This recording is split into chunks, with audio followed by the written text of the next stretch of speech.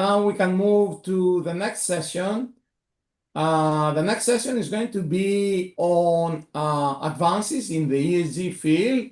So we have a diverse background of speakers there. So they're going to give us their opinions from different angles. The next session is going to be coordinated by Mr. Bill Gallagher. Bill, welcome. Thank you very much for being with us today. A few words about Bill. So Bill has a rich experience. He's member of the executive board in at least two institutions nowadays, the Cenergy Holdings and AstroBank in Cyprus. Bill holds a degree from Yale, and he has been in various executive positions in the past for UBS, Lehman Brothers, and Credit Suisse. So Bill, thanks a lot for being with us. The floor and the coordination is now yours. Thank you. Thank you very much, and good afternoon, everyone. Welcome to the session on the current ESG landscape and advances. Very happy to be joined by three interesting speakers. Ms. Jenny Bofinger-Schuster, Dr. Andrea Ruotolo, and Filippos Papakonstantinou. I would like to first invite Ms. Bofinger-Schuster to start. She has been a full-time member of the International Sustainability Standards Board since 2022. And previously, she had worked in industry and consulting, most recently at Siemens, where she was the global head for sustainability and operational excellence. I think it follows on well from the last topic in terms of using ESG metrics. And Ms. Bofinger-Schuster, I invite you to take the floor. Thank you. Yeah, thank you very much for the invitation. And it's my pleasure to share with you today what we do as ISSB when it comes to sustainability disclosure, where do we stand here, and what are also the next steps. And for that, I'm going to share my presentation with you. Now, I hope you can see it now properly. So first of all, and that's something you see already here on my first slide, we are based in the IFRS Foundation that you probably all know. And we are now, in addition to the IASB, we have now the ISSB that is looking into sustainability disclosure. And I'm, so to say, the German board member there. I take you a bit back in time because typically some people in the audience are very, very much familiar with what we do, and then others might be a bit confused now with all these abbreviations and what is she actually talking about.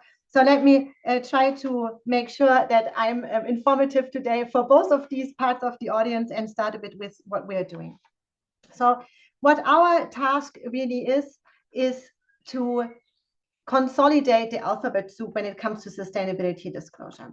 When we started, there was, and that's still the case, a very strong market demand on the capital market that there's one set of sustainability disclosure requirements so that the data that you would receive is on a worldwide basis comparable and decision useful, particularly for the investors and the capital market. From the very beginning, we were in the lucky position that we receive very, very strong support from many, many key players and also international policymakers, because indeed this is and was a very pressing topic. And I can share maybe also my perspective as a preparer. If you were a preparer, so a company producing these sustainability disclosure reports, it was super frustrating because you didn't really have clear guidance on the one standard you really use.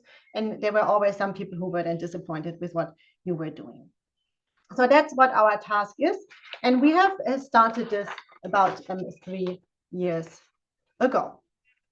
What is also important to have in mind when we now go through these slides is that what we do is always with the focus on investor needs. That's important because there are other needs that you might want to fulfill with sustainability disclosure, and that's fine.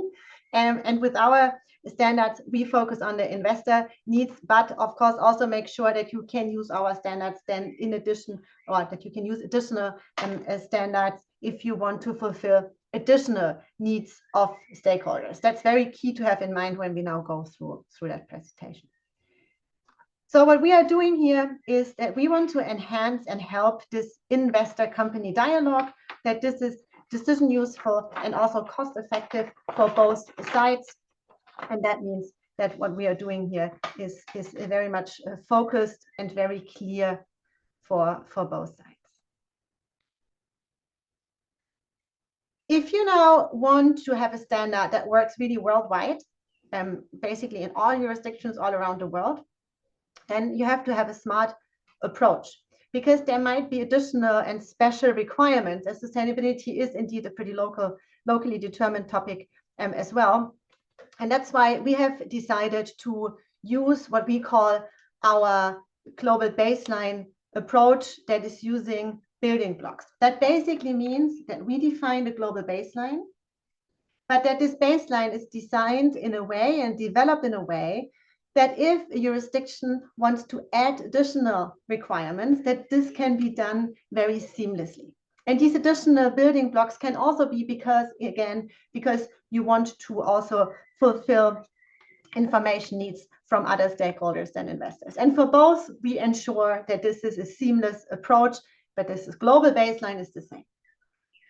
Why is that also important? Because if you are now a company and you are active in many, many different countries in the world, you do not want to fulfill 20, 30, depending on how many countries you are in, different requirements.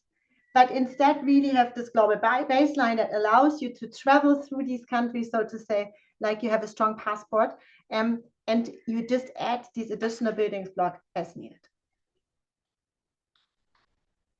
Where do we stand? Well, our standards are ready to be used, and they are being used in first countries, because with the first two standards, IFFR-1 and IFFR-2, that always sounds like first, and it's incomplete. That's not the case. And this is already a first complete set, because in the S1 standard, you get the entire framework and the requirement to disclose all of your material sustainability related risks and opportunities. And then in S2, there is very much details on how you do that, particularly for climate, because climate, when we spoke with our stakeholders, was very clear the highest priority. And that's why for climate, we already have very detailed disclosure requirements now in the second standard. But again, S1 is asking for all sustainability related risks and opportunities. And I think that's also a fair ask. Coming from a company, seeing this really as a strategic also exercise, I think it's a fair ask to ask companies to understand, to see that they have understood their sustainability related risks and opportunities, and to see whether they actually have a plan how to then also respond to this in case that it is material for their company. If we go to the next slide, speaking about what we call jurisdictional progress. So basically we develop these standards, but it is in the task and in the mandate of the jurisdictions of the countries to decide whether they really want to then implement these standards in their country. And if we look into the progress here, you see that we really have a very positive uptake already. We call it a jurisdictional also journey, because typically they need a bit of time. They typically also have consultations on their side. And if we now look into how many countries are already in this jurisdictional progress, you can see here on this slide that this is quite an impressive number of countries that also account for pretty impressive numbers, around 60% of global GDP, more than 30% of global market cap, and around 60% of the global greenhouse gas emissions. And what I personally believe is also very impressive here is to see the mix and diversity of countries, because again, we want to have here global standards that can be used in all jurisdictions. Well, what is next? You've seen now where we stand, that the standards are available, that you can use them, that also first reports are actually available from first countries, that we see that enormous progress in different countries. You've kind of heard that we look into also interoperability to ensure that what we do has this building block approach so that you can add additional requirements as needed in a very seamless way. So what do we do next? Well, what we do next always depends on what we hear from our stakeholders. Everything that we decide is decided in public. Everything that we decide is informed by consultations where our stakeholders can send in their ideas, suggestions, and feedback. And what we've learned from them is that there is a very, very strong wish that we focus on the support for these first two standards now, so that the implementation of that works well. My personal perspective on this is, again, as this is already a complete set and you can do your report with that, it also makes sense to say now we make sure that this is being smoothly implemented, that they have all educational material and so on that they need to do so. In addition, but we of course look into which other topics besides climate need these detailed requirements. And we have started research projects, that's how we call that, to see which topics would be potentially next. And I will look into this in the next slide in a bit more detail. But of course, there is a key fundamental sort of say line of work that we always have to do that starts with connectivity to the financial reporting. And there's of course stakeholder engagement. Again, everything we do is very, very inclusive and based on the feedback that we receive from stakeholders, and interoperability. And that's something you've learned now today, that this is just how does it work together also with other standards. One topic that keeps us pretty busy here when we speak about interoperability, and that is very high in focus right now, is the interoperability with the European reporting rules, ESRS. As you probably know, they have now opened up with what they call their omnibus approach to simplify their standards. So of course, we are very active and in dialogue with EFRAG to see what that means and how we can even use this to enhance the interoperability between the European standard and our standards. Quickly, last but not least, we have now our research projects up and running. So basically, in a research project, we very deeply and very diligently analyze whether it makes sense to have an additional standard out there. And the topics we are looking into here is biodiversity and human capital. And of course, also those two topics actually arose from consultations and the needs that our stakeholders here shared with us. And we are now looking into this in detail to understand, do investors really care about that? Are there really financial implications of these topics? What is the existing landscape already? And is there now really the need to develop these standards? Let me finish by sharing our guiding principles, or as I would say, our key success factors. I think you've heard most of that throughout my short presentation today. One really, really key topic is that we are market informed. So we work based on what the market needs from us. And for this, we have a very strong dialogue with our market partners and players. It's what we do is investor relevant. We want to simplify and kind of consolidate this alphabet soup, so to really have this one global baseline. And last but not least, what we do is cost effective. So really making sure that what we do is proportionate and helpful and effective for the market participants. Thank you.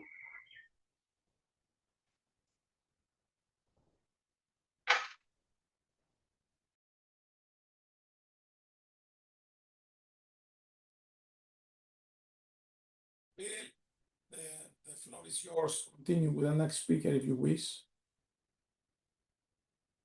Sorry, apologize. A little teething problem. But Jenny, thank you very much. I actually found that personally very interesting as a member of the audit committee of a company that is involved in offshore wind, and having been dealing with disclosure and the change in that. But so we'll get to some questions later on. I now would like to introduce Dr. Andrea Ruotolo, who is the Global Head of Customer Sustainability at Rockwell Automation.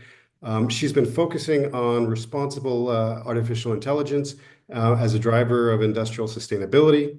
Andrea is also a governor in the Global Council for Responsible AI, which seeks to lead on ethical and impactful AI use.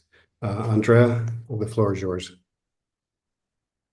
Thank you so much, Bill, and thank you everyone for having me today. I'm going to now share my screen here. Hopefully it's working. Okay, so today I'm going to talk about the role of AI in corporate sustainability and why we need to focus on responsible AI. Why does this matter now? Well, I'm assuming that everyone is aware that AI is here, it's here to stay, and the promise that AI brings in terms of growth and the change that it's going to provide to drive productivity is quite high. Now, companies are already integrating AI into their operations because what's happening is that traditional companies are operating like the image shown here to the left. Traditional companies struggle with siloed data and rigid processes, and they are looking to transform themselves into becoming AI-enabled firms that operate with agile teams and scalable AI systems. Today, what we have within corporations is like spaghetti code for IT projects, where everyone is calling one another to figure out where is the data, what's the latest data across different business units in a corporation. But corporations that are looking ahead and looking how to integrate AI into their operations are rethinking how a company operates, making digitally by design processes and investing in this long term on building the pillars to operate 100% on top of data, software, and AI. This is a completely new way of serving customers at scale and operating at unprecedented speed. Today, the value created by operating this way as AI enabled is creating 2 times more value, 2 times faster, and the cost is reduced by about half. Now, how does this look like? Well, basically what you have is centralized data for your company, data that works across all the different business units. For example, here I'm showing customers, internal operations for payment, for product repair, for customer service, all are operating using the same database. And then there are APIs and applications that the different business units are connecting to. Now, there's a component of learning because as you capture more data, you get better algorithms. As you get better algorithms, you get better service. And that will lead to more usage of your services, which will bring even more data. So we have this data and learning flywheel that only becomes possible when you think in terms of AI-enabled representation of your business. So having this mindset of digitizing basically everything with scale in mind is a strategic roadmap that every organization should pursue as soon as possible in order to be able to compete in this new era of AI. Now, there's a very important thing to consider, and is, well, so for example, right now we have these traditional companies that as they add new products or new services, the value per user or the value per customer is being reduced because this is adding more complexity to the organization. However, for AI-enabled organizations, the cost is marginally zero. For example, let's think of LinkedIn, or let's think of Meta. If they have a new user, that really doesn't add much cost to their operations.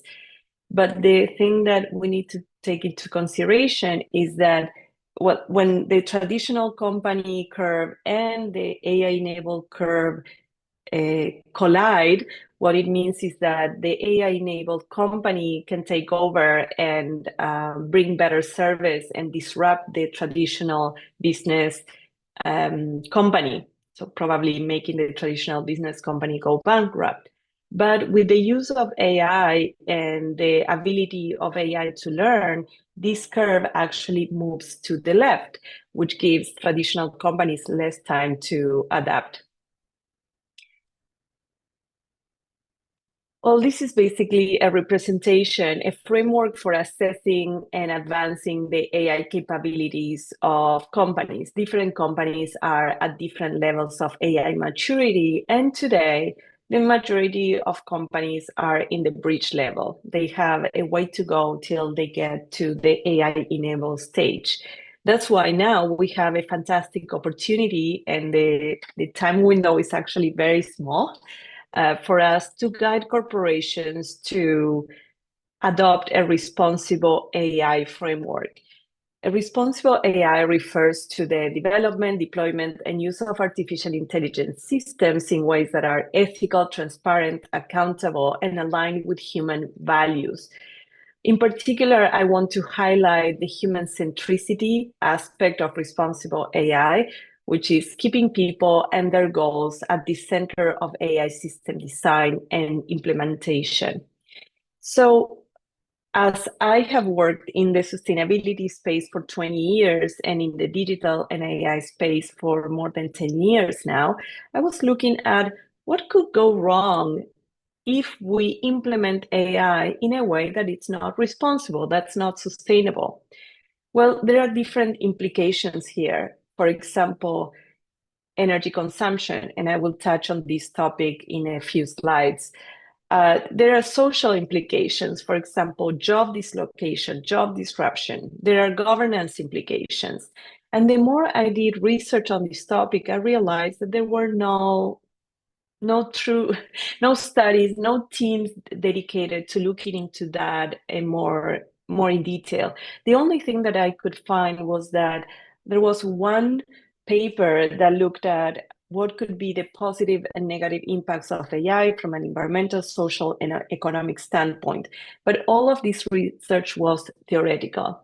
So I decided to launch with the Responsible AI Institute, the first leadership working group in the world looking at integrating responsible AI governance metrics within the ESG framework. And what we did was look at 9 metrics across the environmental, social, and governance pillars and study what could be the positive and negative impacts of AI. And we did this with 50 leaders across the world in different private organizations, NGOs, universities, etc. So the promise of AI for sustainability is quite high, up to $3 trillion of value added when applied to corporate sustainability, expecting to reduce greenhouse gas emissions because of optimization of processes using AI. However, the cost could also be very high. For example, training a single AI model can emit as much carbon as 5 cars in their lifetimes. And we've seen that the energy consumption for AI is quite high. It's been increasing 10 times per year over the past 10 years. Also, we've seen a tremendous spike in water consumption because we need to cool the data centers that are feeding AI the data, and it's where AI is running for us to optimize processes and do a lot of good things, but at the same time is consuming quite a lot of resources for this to happen.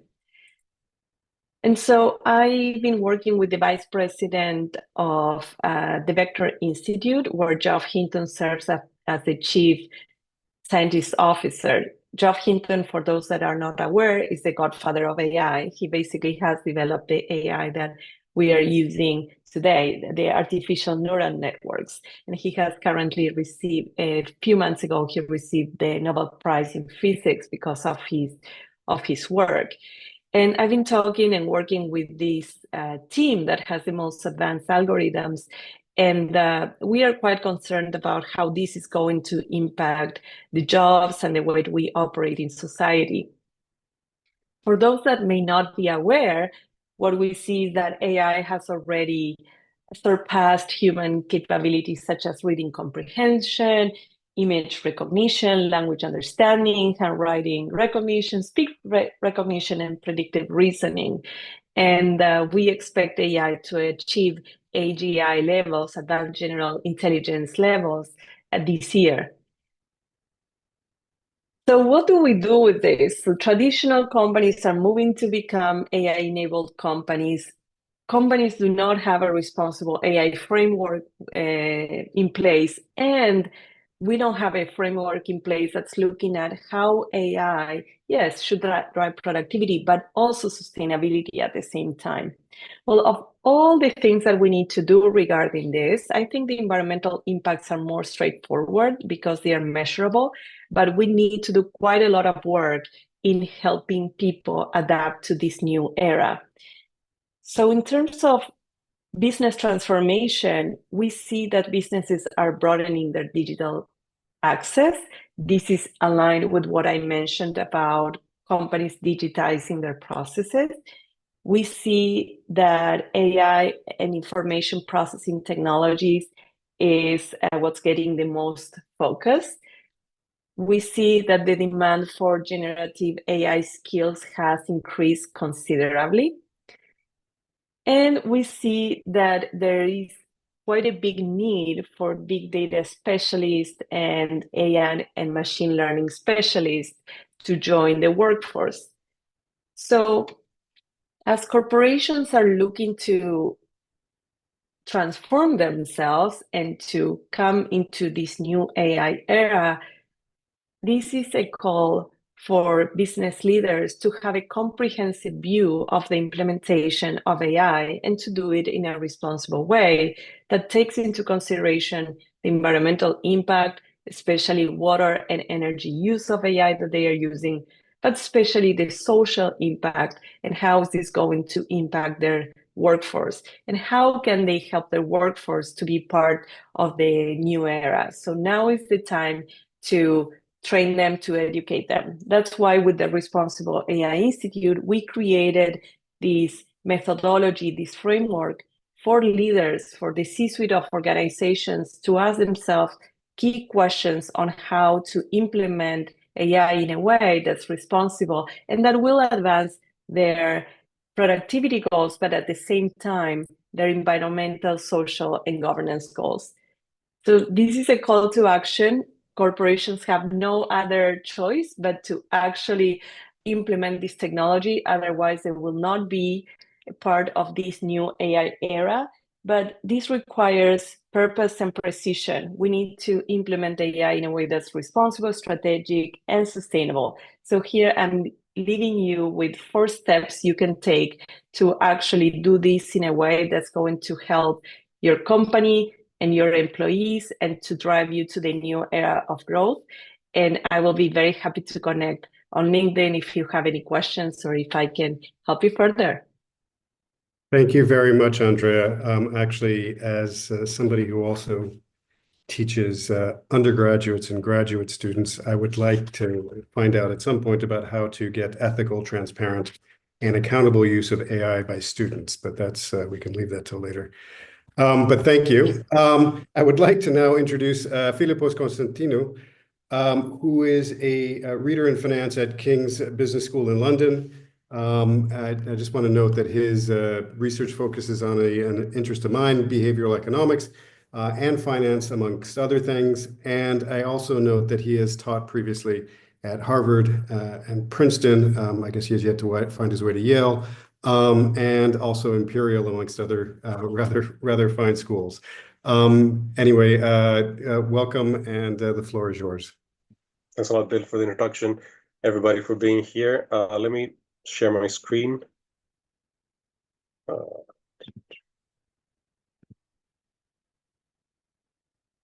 Let me start the slideshow.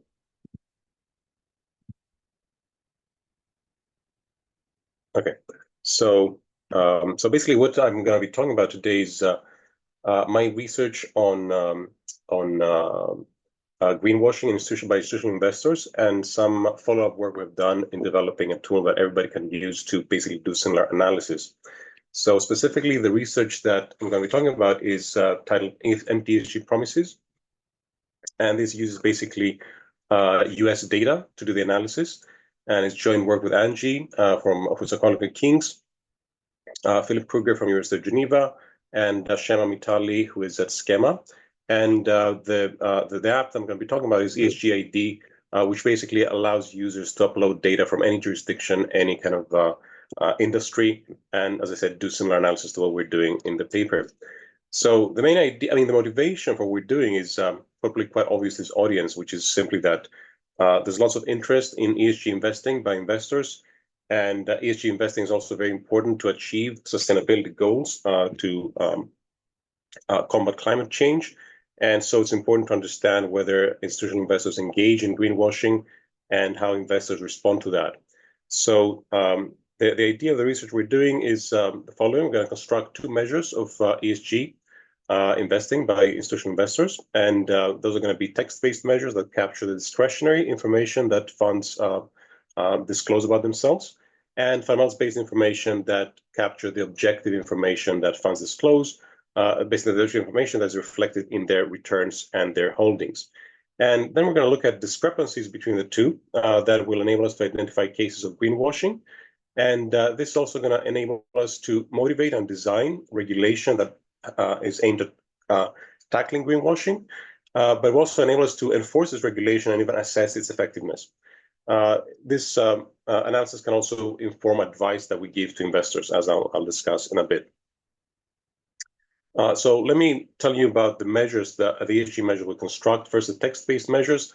Essentially, we start with some piece of text. Here I show you a small sample from a principal investment strategy component of a prospectus of a mutual fund. And you see that it discusses things like what securities the fund invests in, and maybe what it focuses on, and how it selects basically the securities. Then we look at, we try to highlight the words that are related to ESG investing. Let's see here, ethics, environmental human rights, environmental social governance. And then we look at calculate the frequency of these words, the location. So do they come at the beginning or at the end of the prospectus? The readability, the tonality, if they're positive, negative, or ambiguous, as well as the uniqueness of these words relative to those used by other peers. Now, in terms of the fundamentals-based measures, we have two ways of constructing them. One is using holdings information. So we have holdings data for funds, what securities they hold at each point in time. We combine that with ESG ratings for the specific securities they hold, and then we basically match them, and we construct a valuated average of the ESG holdings of the fund. And this is something that's constructed through time, essentially every month or every year. For each fund, we have a measure of an ESG rating for its holdings. We can also construct objective-based measures using returns. So we have the returns of the fund. We combine that with the returns of a portfolio that buys high ESG firms. And then we look at the correlation of the two, essentially. So if we have high correlation between the two, that reveals that the fund invests a lot in high ESG firms. And then how do we construct the greenwashing measure? Essentially, we look at the discrepancy between the text-based and the fundamentals-based measure. So we have the distribution of text-based measures from the ones that talk the least to the ones that talk the most. And we focus at the ones that are very top. Let's say the top 5% in terms of how much funds talk about ESG. And usually these are the codes of the funds. But then the question is, how does that compare with how much actual investing in ESG firms they do? So we look at the distribution of fundamentals-based ratings, and we see where in this distribution these top 5% funds lie. And you can see that they may lie anywhere across the spectrum. We specifically focus on the ones that are essentially top 5% in terms of how much they talk about ESG, but then bottom 50% in terms of how much actual ESG investing they do. These are potential greenwashers. Or you can even look at the ones that are bottom 25% in terms of how much ESG investing they actually do. Those are potentially even more egregious greenwashers. Now, to give you an idea of what data is needed to do this kind of analysis, let me describe the data we used in our paper. We use for the US equity mutual funds, data on prospectuses. These are collected from SEC's EDGAR database. We have data for about 5,000 funds, about 37,000 prospectuses in total. You also need information on fund characteristics and holdings. These are from CRISP. Holdings usually are reported in a monthly or a quarterly basis. And then you don't need information for the firm level ESG scores, right? And these come from various providers because each provider focuses on different dimension potentially of ESG, ESG kind of characteristics. And so it's important to look at measures, scores from various providers to be able to see how robust your analysis is. You can even look at primary data like carbon emissions, which in our case come from Refinitiv. Now, let me show you some results that we observe in the US equity mutual fund industry. First is a massive explosion, exponential increase in the use of ESG-related terms in funds prospectuses. You see, for example, ESG, environmental, climate change, all of these have increased by 10 to 30-fold in use in prospectuses between 2010 and 2020. Then we have obviously a big increase in the number of funds that use ESG words in their in the documents. Again, you see from 50 in 2011 all the way to 450, 10 times more in 2010. And also a similar increase in the number of funds that we identify as potential greenwashers. In terms of some results we find first of all that talking about ESG in your text attracts investments, right? So for the average fund, that means that if you talk about ESG in the prospectus, you're going to attract about $60 million per year in additional investments. Now, this is interesting because we also find that talking about ESG in the prospectus has a much higher impact than, for example, signing the principles for responsible investing, which gives an additional 20 million per year. It also has a higher impact than actually investing in ESG. So if we look at the funds that are in the top 10% in terms of their the ESG score we construct from the holdings-based measures, that yields an additional 40 million per year, which is a lot, but still less than the 60 million you get simply by talking about ESG in your prospectus. Then we also find that the more you talk about ESG, the more investments you attract. So if you're in the top 50% in terms of how much you talk about ESG, among those that, so basically in the top, let's say 2 or 3% across the whole distribution, then you get another 100 million per year. And finally, text readability strengthens the response. So the more readable the text is, the higher the response you're going to get. And this is consistent with this kind of research that shows that people have limited attention, and so having more readable text helps them focus their attention and drive into action. Now, other results we find is that, very interestingly, looking at greenwashing, investors do not distinguish between greenwashing and non-greenwashing funds, so basically genuinely green funds. And this is quite surprising from a rational perspective, which basically means that investors are not entirely rational, right? So they kind of don't focus so much on how much investing in ESG assets is being done. They focus on what people say. And this is largely, again, consistent with this idea that people have limited attention, limited capacity for processing information. It's much easier, basically, to just read a short paragraph in the prospectus, or even your investment advisor to tell you what this short paragraph says, rather than to actually dig deep in the data to look at the returns or the portfolio of the fund and actually see how much ESG investing they're actually doing. We also find, as a sanity check, that it seems that firms that we would expect to be more likely to greenwash are in fact the ones that we identify more likely greenwashers. We find, for example, that 1 sigma, 1 standard deviation lower inflows leads to a 10% increase in the likelihood of becoming a greenwasher. And also the retail funds are twice as likely to be flagged as greenwashers than funds that are that basically focus on institutional investors. And that's consistent with this idea that institutional investors are more likely to exert better monitoring on the funds that they wish to invest in. Now, some implications of the findings of these findings I've discussed.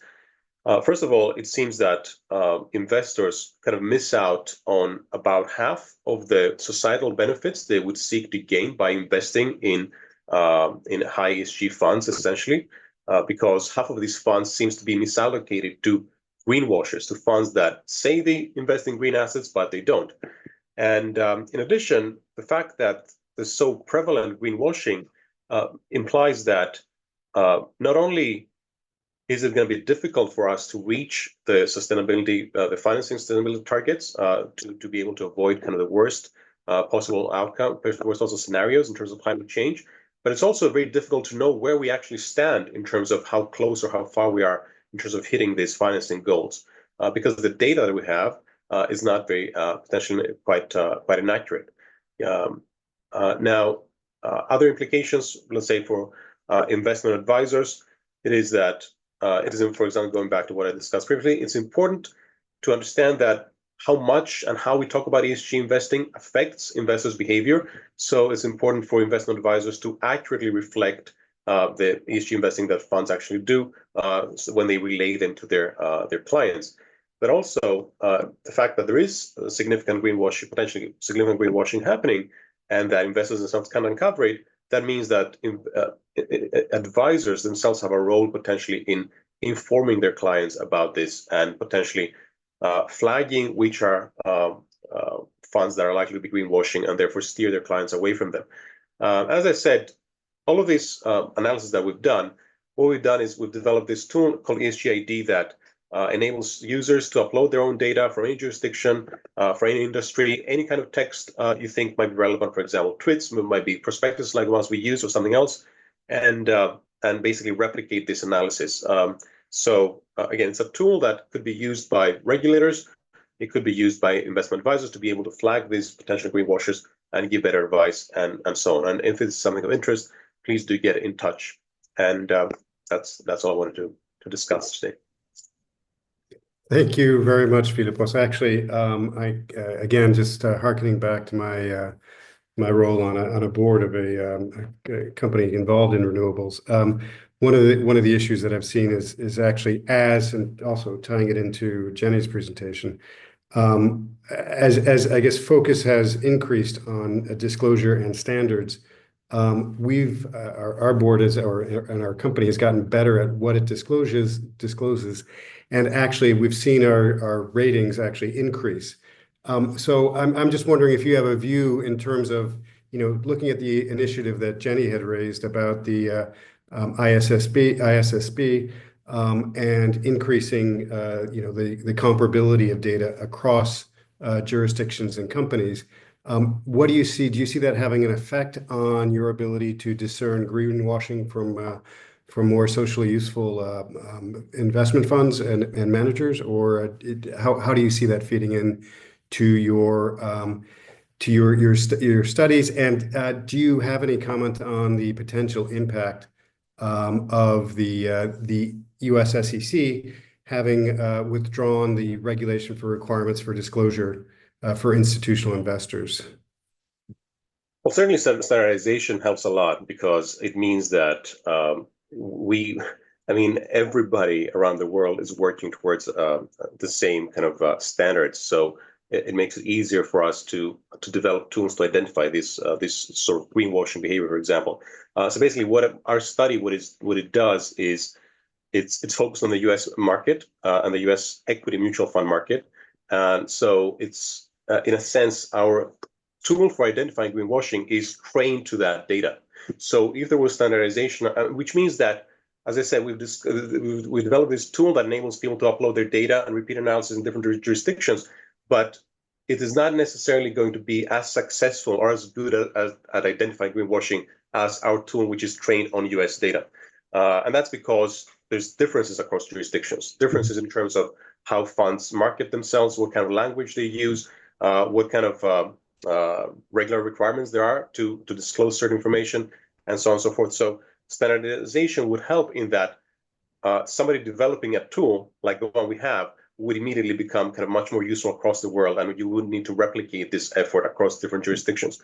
Now, as far as eliminating greenwashing, so it would help us be able to identify it, but it wouldn't help us. In that sense, it will help us eliminate it. But still, we would need to do the work of trying to understand how institutional investors are trying to get around the regulation, right? So it basically helps with one part of the equation, but still the second part is work that remains to be done. Our study, as I said, is focused on discretionary information. So this is a little bit different from regulatory requirements, which I guess relates to the second part of your question about the SEC. So certainly, the more the regulatory requirements, the more stringent they are, the less room, I guess, they leave for the discretionary kind of information that funds can disclose and other institutional investors. So the fact that the SEC is kind of scaling back in terms of how much regulatory information they require increases the space for the discretionary information, and therefore the possibility for institutional investors to manipulate that and to just gives them more opportunity to greenwash, which is very bad, as I said, both from perspective of investors, because they're investing in green assets because they want to see this tangible positive impact in the world, but also it means that we do not know where we stand in terms of financing goals, in terms of sustainability, and how close or how far we are to potentially having these catastrophic scenarios in terms of climate change. So yeah, definitely a bad kind of turn of events. Okay. Actually, a question both for you and Jenny, but maybe Jenny can take it first. About, I guess taking a look at kind of what we've been talking about, and I apologize for the noise outside. But the talk in the previous session documented that stock strategies based on the SASB standards deliver no alpha, and that alpha should not be the metric to evaluate the efficacy of sustainability standards. Obviously, institutional investors are responsible for creating a return, but as you pointed out, Filippos, with a ethical also a tangible ethical return also. I guess the question, Jenny, for you, what is the metric that one should use to assess the efficacy of sustainability standards? After all, in terms of again, just looking at the comparability and utility of the ISSB standards and the change that you're looking to promote. Well, that's a tough question. Unfortunately, I believe you cannot just calculate it and now take 4 different standards, apply a certain algorithm, and then say, oh, that one is the best. It's probably not how it works. What I think I would very much, and what we do listen to, is really the market. I go back to this market driven. So at the end, the market and the market participants are deciding whether a standard is really effective and decision useful. And that's why this inclusive consultation-based feedback involving process is so important, because we immediately directly hear what our stakeholders like and what they maybe also don't like, and can then react to this. Whatever we do is market driven, and I think that's the core here, and that's at the end who is then also deciding whether a standard is effective or not. Not sure whether that is no. I mean, I think the as somebody who is I've actually given feedback not to the ISSB but to the FASB in certain issues when I was at an investment bank. The feedback process and I mean, after all, what you're trying to create is useful information, and I think relying on any feedback as to the utility, I don't think I guess your concern isn't necessarily returns, it's producing useful information, that I think it is. Absolutely. I mean, we also don't judge, right? We wouldn't also not say whether something is sustainable or not. That's not the point. We also do not tell a business to be sustainable, and what we want to see is information that is comparable and which is then being used by others, mainly investors, to inform their decision making, which is a different way of thinking. And that's, by the way, also how financial accounting works, right? You wouldn't tell a company which profit they should have. The point is that the number that is calculated is comparable, and that they can then decide whether they're happy with that or not. Okay. I mean, do you feel that any of the promotion of SASB standards or any other standards were geared towards creating alpha? Do you have, I mean, or you kind of believe that the standard setting boards have been very clear that their job is transparency, not alpha? Okay. All right, Filippos, any view on that and the role of kind of reporting standards and I guess the one thing that I would add, though it's probably obvious, is that these standards are also basically things that the corporations need to kind of fulfill in a sense. So I think that it's important that they're designed in a way that it doesn't place too much work on them unnecessarily, in a sense. So you basically need to look at that part of the equation as well, and also to be equitable across different firms, because it's nice to say that you have one kind of consistent standard, but then you have very wide variety in the types of corporations you're kind of looking to kind of assess, and it's very difficult to come up with one consistent standard across everything that equitably treats all these different variations. So it's very difficult, I think. I have to say, actually, Filippos raised a good point. And Jenny, I know you had said that certainly the ISSB is mindful of the burden that's placed on the reporting entities. I have to say, I was kind of shocked at our audit bill this year in terms of non-financial reporting. And the European Commission has been proactive in recognizing the economic cost. What have the reporting standards kind of approach been to seeking, at least being the awareness of the economic impact on reporting entities? Oh, absolutely. I mean, this is part of the effectiveness, right? And creating this effective dialogue. And actually, throughout the development of our standards, we always have this in mind, sort of what is the burden that is potentially then also caused. And because of this, we have also several key success factors to help overcome this. One is proportionality. That's something we always have in mind when designing the standards, and sort of then also introducing certain proportionality measures. We do have also certain reliefs, which are very useful. And I also believe what is very key is helping and supporting the implementation with, for example, educational material, with engagements. So really being available and out there to ensure that there isn't confusion, or that people know what to do and don't have any extra efforts. But this is part of our DNA when we develop these standards. No, thank you. I guess, Filippos, one kind of final question. We've got about 5 minutes left. Or I suppose we could do more, but just with respect to the tool that you introduced, I just kind of curious, is it geared towards being usable by individual investors, or is it just solely kind of utilizable by institutional investors and managers like that? So we're still kind of in the planning and in the planning phase, but we're still kind of thinking about this. I think that for institutional investors, what the difficulty would be in kind of getting all the data that's necessary. So it's not something that's difficult to use. Its biggest kind of obstacle in its use is getting the data, and that's problematic even for some regulators. For example, like the U.S., you can get in kind of digitized format all these prospectuses, for example, and you have these databases that have holdings information, returns that are very easily available. But there's other jurisdictions where this is not at all the case. So I think the data kind of requirement is the roadblock for any kind of user.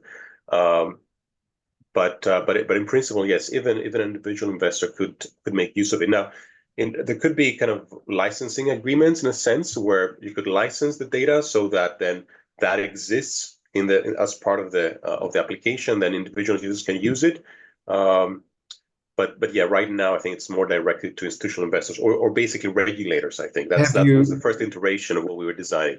Have you approached something like a Morningstar or some other kind of, So we have not approached Morningstar. So what we did is this tool came about as part of our participation in this tech sprint, this kind of competition that the FCA organized together with other regulators. It's the GFIN, the Global Finance Network,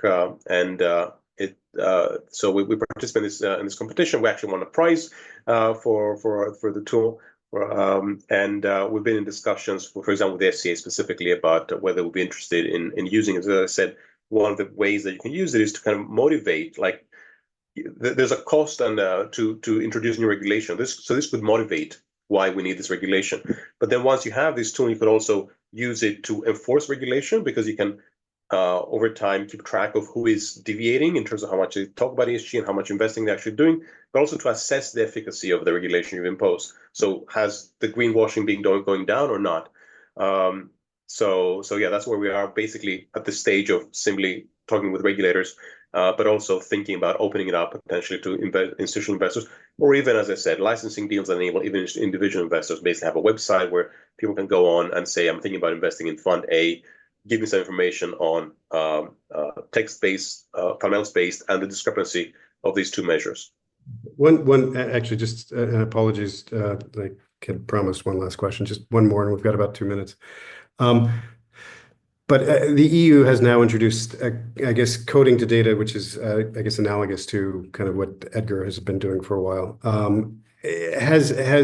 Has that proven useful to you, or have they still got a ways to go? Because that was actually a large part of the bill that I was complaining about to Jenny. So this is not something that I've kept much track of. I mean, as you know, for better or for worse, research is very much US-based, based on US data. Hopefully that changes over time, but it's not something I've looked at basically with the state of the data right now. But if, as you're saying, they have been doing lots of work on digitizing, that's good news for us, I think, and something that we'll follow up on.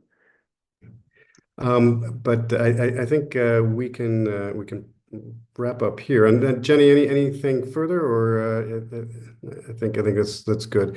It's actually, for my part, been absolutely fascinating. I just want to thank you for this. I frankly learned a lot, and I'm probably going to reach out to both of you, but I'll leave that aside. Okay, George, it's over to you. Thanks a lot, Bill. Thanks for the wonderful moderation, and many thanks to our three speakers. Very stimulating discussions. Feel free to reach out to them anyone